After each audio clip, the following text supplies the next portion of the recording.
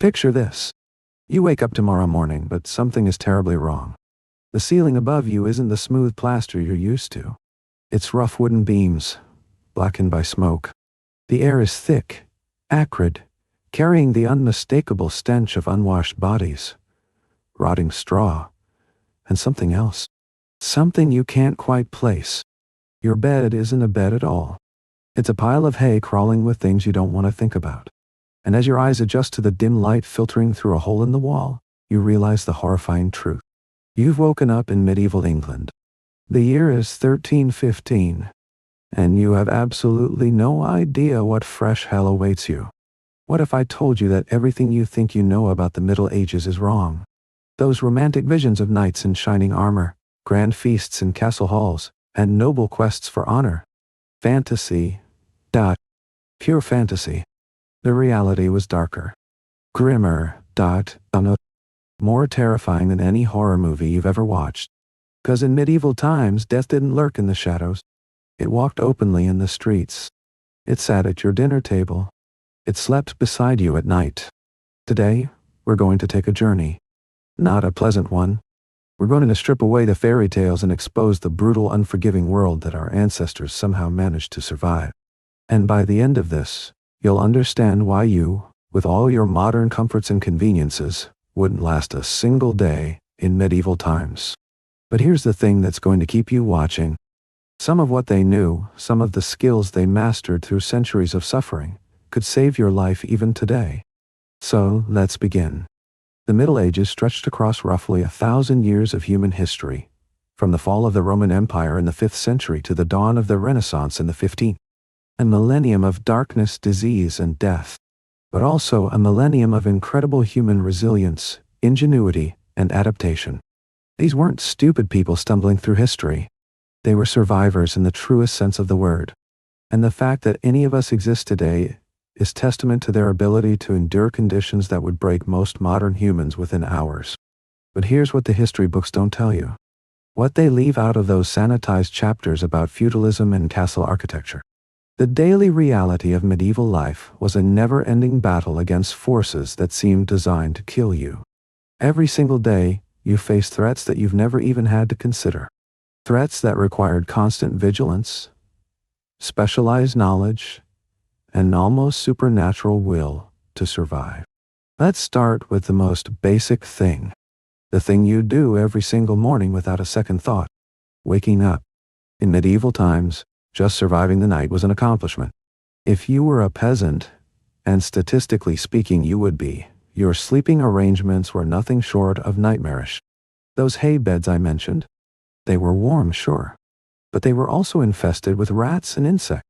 Imagine trying to sleep while rodents scurried beneath your mattress, while fleas and lice crawled across your skin, while the cold seeped through walls that were little more than mud and sticks. The sound of scratching, the feeling of tiny legs on your flesh. This was normal. This was every night. And if the vermin didn't get you, the cold might. During the Little Ice Age, which began intensifying in the 14th century, temperatures plummeted to levels that killed. Freezing to death in your own home was a genuine possibility. Medieval peasants developed ingenious heating methods just to survive. Central hearths that filled rooms with smoke, but kept the cold at bay. Heated stones placed under wooden floors to warm them from below. Bed warmers filled with hot coals that could easily start fires if you weren't careful. Every source of heat was precious. Every night was a gamble. But let's say you made it through the night. Congratulations. Now you have to eat. And here's where things get really interesting. Because the food situation in medieval times was nothing like you imagine. Forget about wandering down to the local market and picking up whatever you want. In the medieval world, food wasn't a given. It was a constant struggle. A daily battle against nature, circumstance, and your own body's relentless demands. The primary food source for most medieval people was bread. Simple, basic bread made from whatever grains were available. Wheat if you were lucky, barley, rye, or oats if you weren't. And during hard times when the harvest failed, people ate bread made from inferior grain damaged by mildew. Bread that could literally poison you. There was a disease called ergotism. Most people today have never heard of it. But in medieval times it was a terror that lurked in every loaf. Ergotism was caused by a fungus that contaminated rye bread. The symptoms were horrific. Stomach cramps so severe they left you writhing on the ground. Neurological problems that caused hallucinations and violent convulsions. And in the worst cases, gangrene. Your extremities turning black and rotting off while you were still alive. All from eating bread. The most basic food imaginable. But here's where it gets dark. You couldn't always tell if your bread was contaminated. The fungus wasn't always visible. So every time you took a bite, every single time you tried to nourish your body, you were gambling with your sanity and your life. Imagine living like that. Imagine never knowing if your next meal might be your last. Or worse, might leave you screaming at visions only you can see while your fingers turn black and fall off. Now, you might be thinking surely there were other foods. Surely medieval people had options. And yes, they did. But accessing those options required skills and knowledge that most modern people simply don't possess. Medieval communities developed sophisticated techniques for preserving food without refrigeration. Techniques that meant the difference between life and death during the long, brutal winters. Many homes had cellars dug beneath their floors, accessed by trapdoors. These underground spaces weren't just storage areas. They were time machines. A cabbage that would wilt in a day above ground could last a month in the cool darkness below. But maintaining these cellars, knowing exactly how to use them, understanding the precise conditions needed to prevent spoilage. This was specialized knowledge passed down through generations. For villages without permanent cellars, people buried stone or clay jars up to the neck in shaded areas. They submerged food in flowing streams where the constant movement of water prevented bacterial growth. They hung grains, herbs and nuts in dry, elevated spaces near chimneys, where warm, dry air kept them preserved. Every technique required understanding. Every method demanded expertise. One mistake, one moment of carelessness, and your food supply could rot, leaving you to face winter with nothing. And speaking of winter, let's talk about what might be the single greatest killer in medieval times. The cold. Modern humans have essentially conquered temperature. Too hot. Turn on the air conditioning. Too cold. Crank up the heat. We live in climate-controlled bubbles that protect us from the elements. Medieval people had no such luxury. For them, winter wasn't an inconvenience. It was a mortal enemy. During the Little Ice Age, temperatures dropped so severely that glaciers expanded worldwide. By 1550, the ice pack had grown to levels that devastated agricultural communities. Crops failed. Livestock died. Rivers and roads became impassable. And the cold itself became a killer, claiming the lives of anyone unable to maintain body heat. Medieval peasants became masters of heat conservation. Not because they wanted to. Because they had no choice. They understood principles of thermal efficiency that most modern people have never considered. On sunny days, they opened doors and windows to let heat in, essentially using their homes as passive solar collectors. On cloudy days, they relied entirely on central hearths and body heat. But here's the survival hack that might disturb you. When temperatures dropped to their most dangerous levels, medieval people didn't sleep alone. Shepherds who worked in remote pastures, far from the relative safety of villages, developed a technique called body heat nesting. They would sleep among their sheep, sometimes pressed between two animals, to trap warmth from both sides. Small animals were wrapped and tucked against their chests and stomachs, keeping vital organs warm through the night. Some even tied wool cords around themselves and their animals to prevent separation during sleep. This wasn't about comfort. This was triage against the cold. And it wasn't limited to peasants. Medieval armies adopted the same practice during long winter campaigns. Soldiers would rotate positions during cold nights, curling around one another inside cloaks to conserve collective heat. In some military camps, written orders actually required men to sleep in pairs. Sleeping alone wasn't seen as normal or desirable. It was viewed as a risk that few could afford to take. Now imagine yourself in this situation. You, with your modern sensibilities about personal space and hygiene. You, who gets uncomfortable when a stranger stands too close on the subway. Now imagine being told that your survival tonight depends on pressing your body against a sheep. Or a stranger. Or both. Could you do it? Would your squeamishness overcome your will to live? This is just one of countless situations where your modern conditioning would work against you in the medieval world. Let's say you've somehow made it through the night. You've eaten contaminated bread without going insane. You've stayed warm despite the bitter cold. Now you need to actually do something. You need to work. And here's where many modern people would completely collapse. Life in a medieval village was defined by labor. Relentless, exhausting, body-breaking labor. There were no 8-hour workdays, no weekends, no vacation time. From the moment the sun rose until it set, and often beyond, medieval peasants worked. Men plowed fields, planted crops, harvested grain. Women maintained homes, tended gardens, raised children, and when necessary, worked the fields alongside the men. There was no such thing as taking it easy. Every pair of hands was needed. Every moment of daylight was precious. The physical toll was devastating. Life expectancy was around 35 years.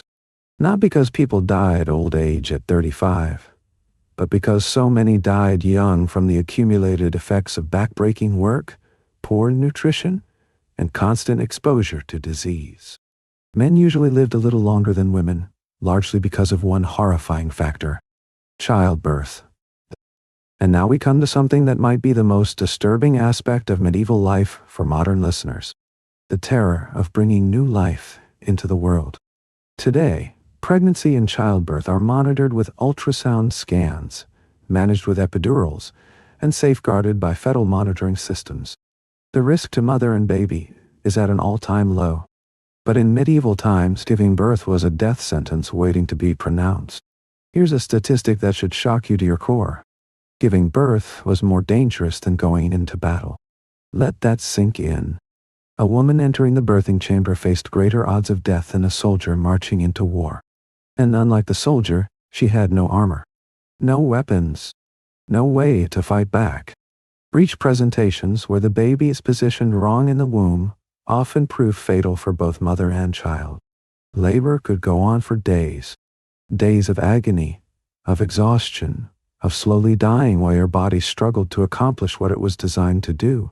Some women simply gave out. They died of exhaustion, their bodies giving up after hours or days of unimaginable pain. Cesarean sections existed, technically, but they were almost never performed on living women. The procedure was reserved for cases where the mother was already dead or dying, and even then, success rates were abysmal. Most C-sections in medieval times were attempts to save the baby from a dead mother's womb, not surgical interventions to preserve both lives. Midwives attended births, not trained doctors. These women had no formal medical education. They learned through practical experience, through watching and doing, through trial and error. Some were skilled. Many were not. And even the best midwife in the world couldn't overcome the fundamental limitations of medieval medicine. There were no antibiotics to fight infection, no blood transfusions to replace what was lost, no sterile equipment to prevent contamination. New mothers who survived labor often died in the days and weeks that followed. Postnatal infections claimed countless lives. The fever that came after birth, the mysterious illness that turned healthy women into corpses within days. This was a terror that hung over every pregnant woman in the medieval world. And what about the babies who survived? Don't celebrate too quickly. Only about a third of all children born in medieval times reached adulthood. Think about that. 2 out of every 3 babies were destined to die before they grew up. Smallpox, whooping cough, measles, tuberculosis, influenza, bowel infections, stomach ailments. The list of killers was endless. And children, with their undeveloped immune systems and vulnerability to malnutrition, were the primary targets. The majority of plague victims were children. When the Black Death swept through Europe, it didn't discriminate by age, but the young were particularly vulnerable. Their small bodies had no defenses against the horror that was about to descend. And that brings us to the darkest chapter of medieval history. The nightmare that defined an era, the Black Death. Between 1347 and 1351, a plague swept across Europe that killed between 1/3 and 1/2 of the entire population. Let me put that in perspective. If the same plague struck today, it would kill between 2 and 4 billion people. Billion.I. With a B, entire cities would be emptied. Civilization as we know it would collapse. The Black Death was caused by a bacterium called Yersinia pestis, transmitted primarily through the bites of infected fleas carried by rats. But medieval people didn't know this. They had no concept of germs or bacteria. They couldn't see the microscopic enemy that was killing them by the millions. Instead, they sought explanations in the only places they knew to look. They blamed God's anger. They blamed human sin. They blamed outsiders and marginalized groups, especially Jewish communities, who suffered horrific persecution during the plague years. Unable to understand the true cause of their suffering, medieval people lashed out at anyone who seemed different, anyone who could serve as a scapegoat for the cosmic horror unfolding around them. If you contracted the bubonic plague, you had a 70 to 80% chance of dying within the next week. 1 week, 7 days from infection to death.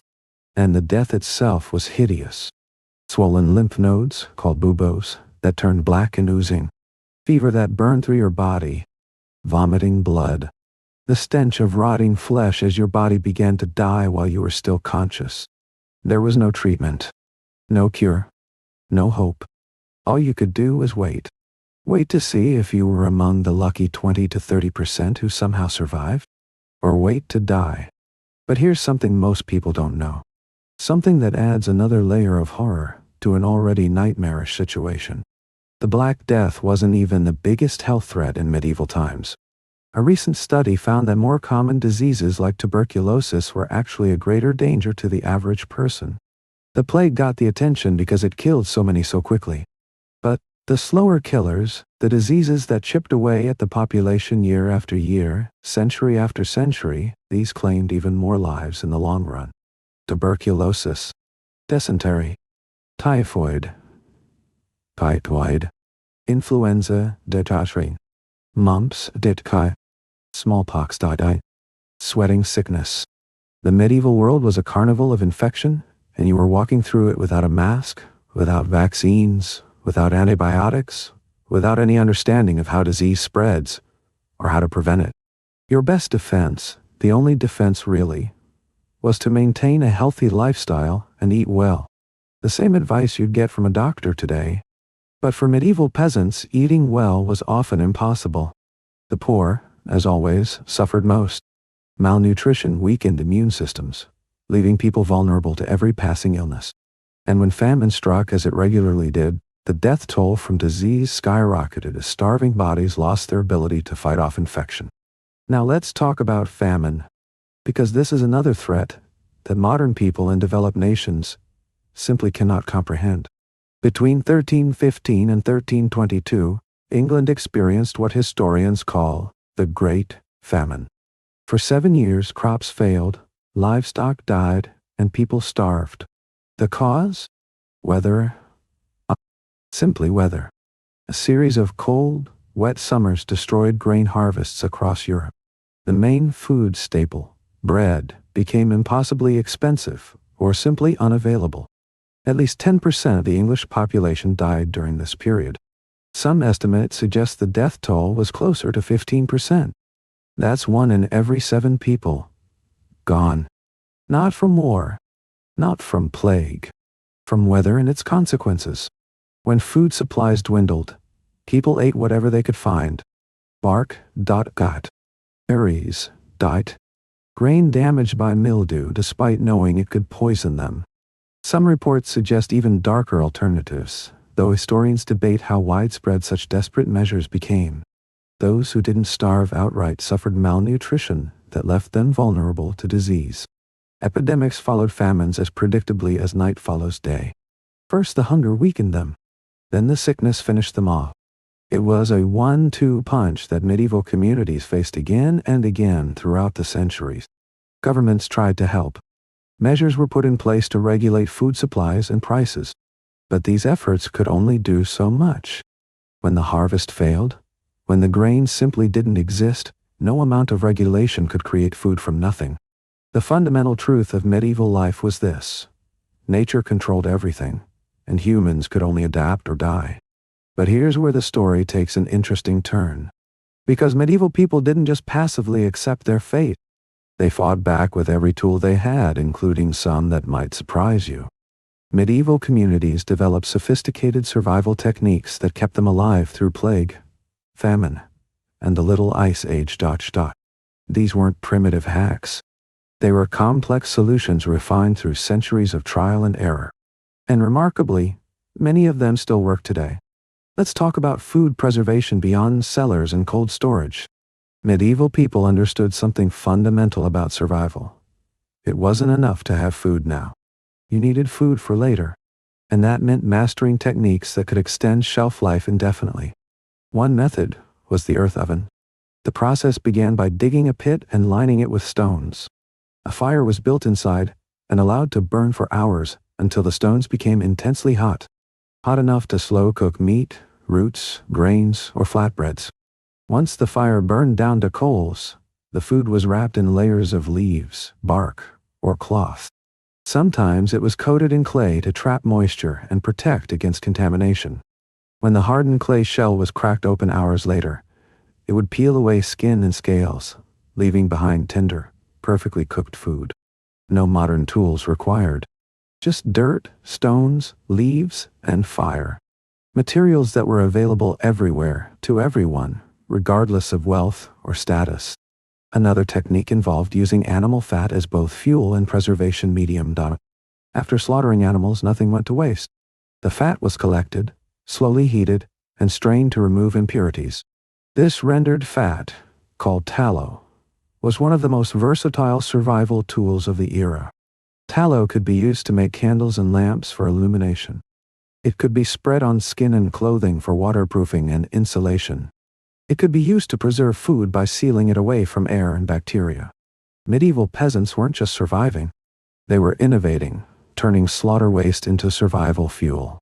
And speaking of illumination, consider what nighttime meant in the medieval world. There was no electricity, no street lights, no flashlights. When the sun went down, darkness was absolute. And in that darkness, dangers multiplied. Medieval people created light from what they had. Tallow candles that smoked and smelled, but kept the blackness at bay. Rushlights made from plant stalks dipped in fat.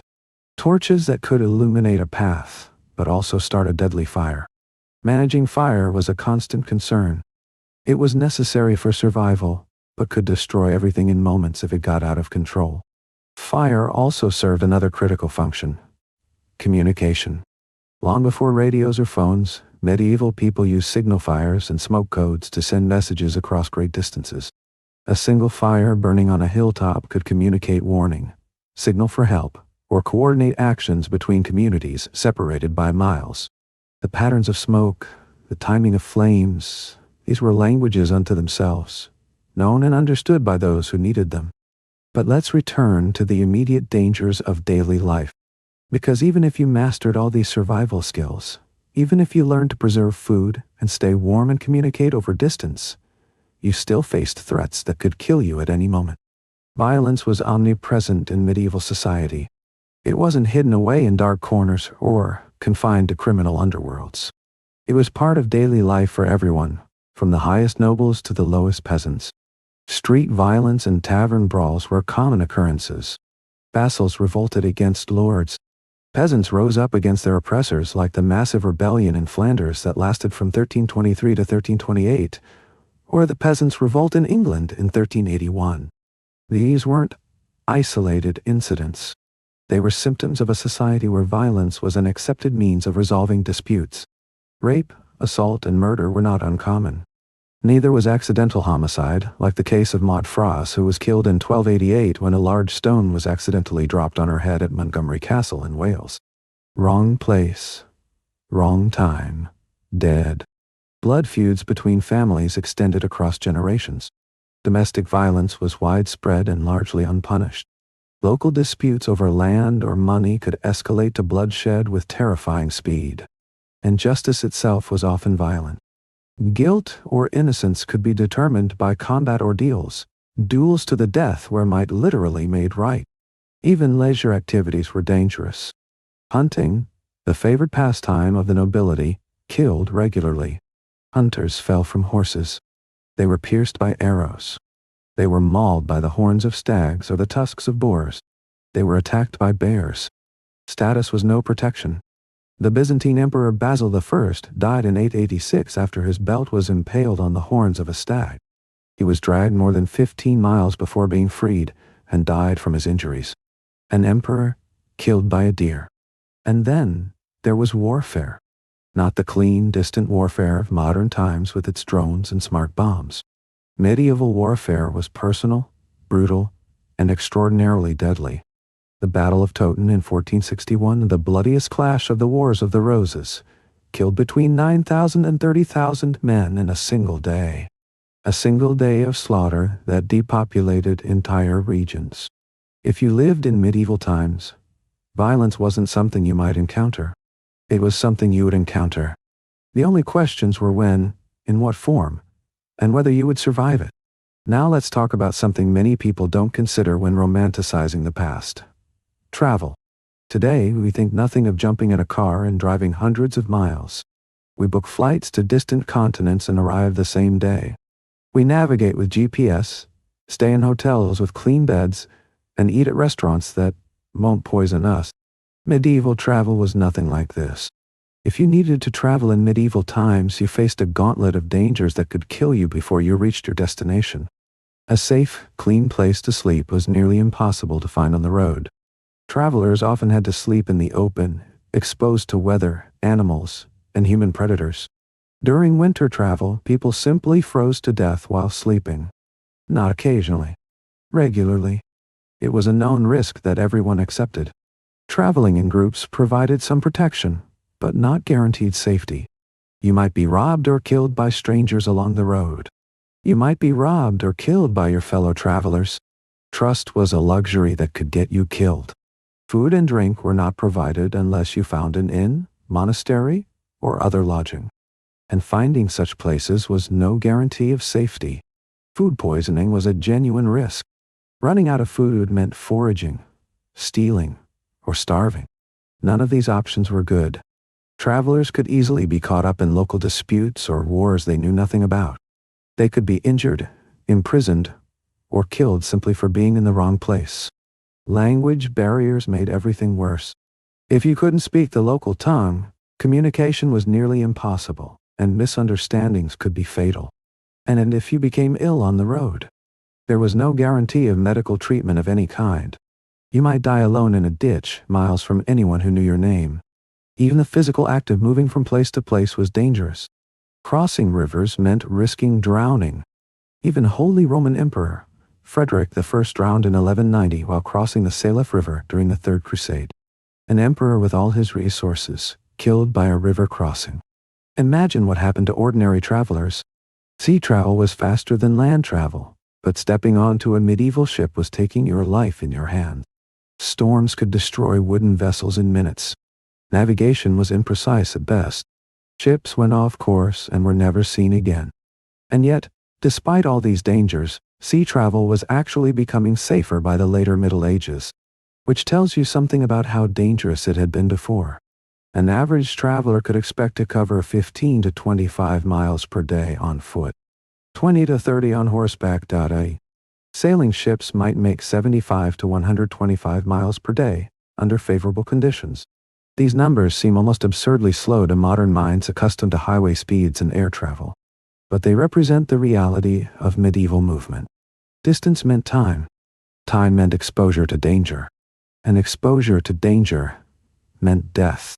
Now, imagine yourself dropped into this world. You, who have never plowed a field or preserved meat or navigated by the stars. You, who couldn't start a fire without matches or purify water without chemicals. You, who would struggle to communicate with anyone around you, because modern English is completely different from medieval English. Here's something fascinating that most people don't realize. The English spoken in 14th century England wasn't just differently accented. It was essentially a different language. You might understand a few words here and there, but actual conversation would be impossible. You'd be as lost as if you'd been dropped into a foreign country where nobody spoke your language. So what would you do? How could you possibly survive? Interestingly, there would be one skill that could save you. One ability that would set you apart from the vast majority of medieval people, and might just keep you alive. The ability to write. Most medieval people were illiterate. They couldn't read, couldn't write, couldn't do more than basic arithmetic. If you can write even in a different form of the language, you possess a skill that was rare and valuable. Scribes, clerks, and record keepers were needed everywhere. Churches, monasteries, courts, noble households, merchant businesses. The ability to put words on paper was a ticket to survival. But getting to the point where you could use that skill would be its own challenge. First, you'd need to convince people you weren't a threat or a madman. Medieval people encountering someone who spoke strangely, dressed strangely, and knew nothing of basic daily survival would be suspicious at best, hostile at worst. Your best move would be to seek help from the local church. Priests and monks were the intellectual class of medieval society.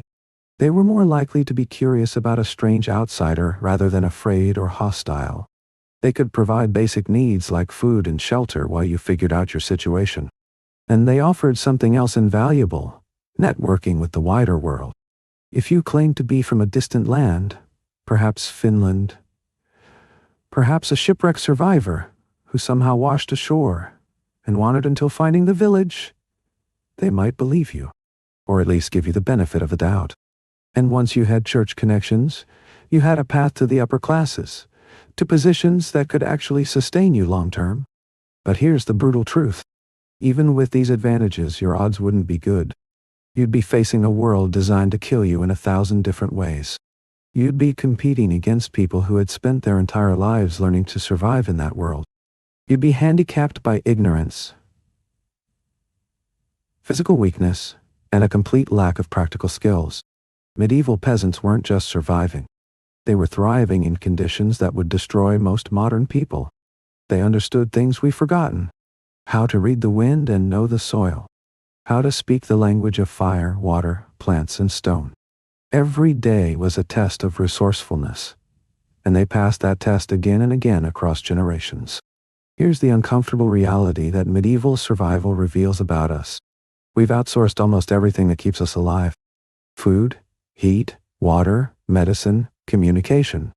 All of it comes to us through systems we don't understand and couldn't replicate. If those systems failed, if the lights went out for a week, most of us wouldn't know where to begin. Medieval people didn't have that luxury. Their survival techniques weren't optional skills they learned for fun. They were absolute necessities. The difference between living and dying. And those techniques, refined through centuries of brutal natural selection, still work today. Body heat nesting with other people or animals. Cloak shelters that trap warmth in small spaces. Ground insulation using leaves and foliage. Ember carriers that let you transport fire across distances. Grease-treated animal skins for waterproofing and insulation. Active rest cycles that keep blood flowing during freezing nights. These weren't primitive practices from ignorant savages. They were sophisticated solutions from people who understood survival better than we ever will. And now we come to the part of the story that reveals the ultimate irony of medieval life. The part that should make every modern person stop and think.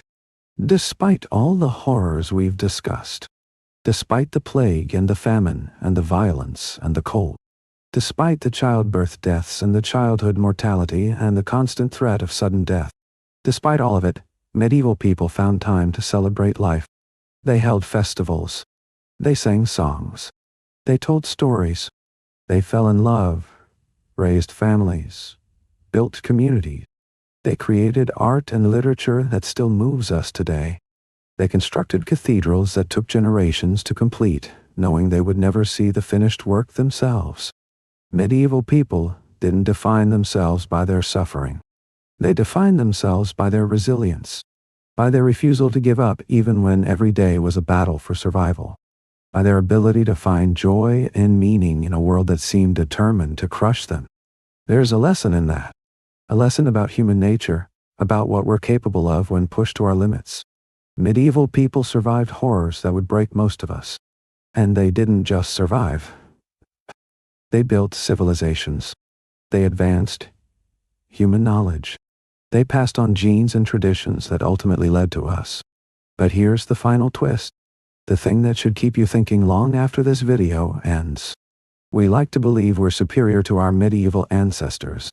We have technology they couldn't dream of. Medicine that would seem like magic. Comfort and convenience beyond anything they could imagine.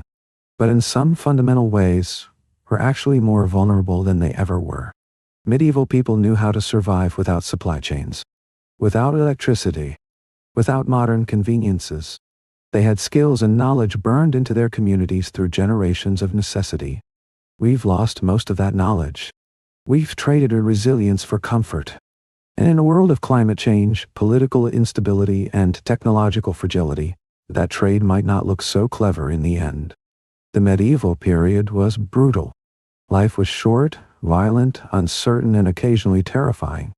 Work was hard, hours were long, and the physical toll was demanding.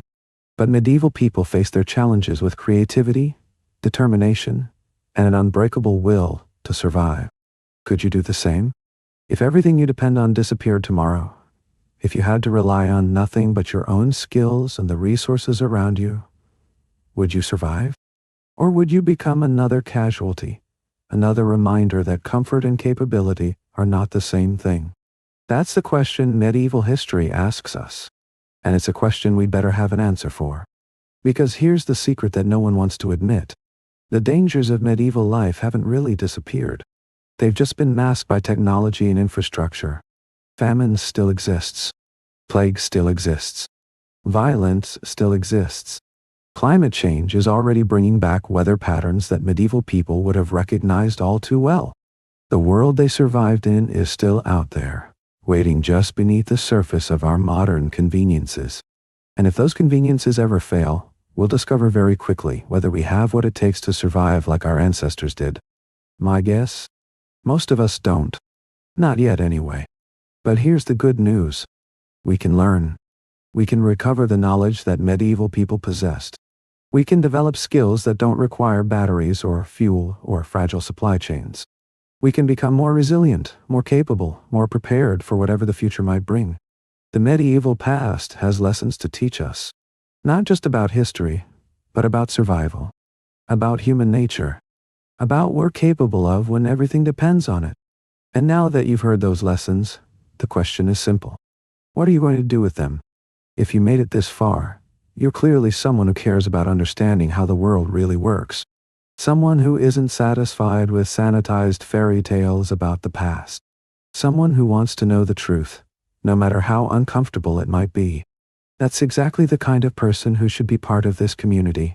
So if you haven't already, hit that subscribe button. Drop a like on this video so more people can discover these hidden truths about our past. And leave a comment telling me this. If you were dropped into medieval times tomorrow, what modern skill do you think would give you the best chance of survival? I read every comment. And your answer might just inspire a future video. Because we're just getting started. There are darker corners of history still waiting to be explored. Secrets that make today's revelations look tame by comparison. Stories of human horror and human triumph that will change how you see the world forever. Next time we're going somewhere even more disturbing. Somewhere history tried to forget. And trust me, you're not ready for what you're about to learn. Until then, stay curious, stay skeptical, and remember, the past isn't dead. It's just waiting to teach us what survival really means.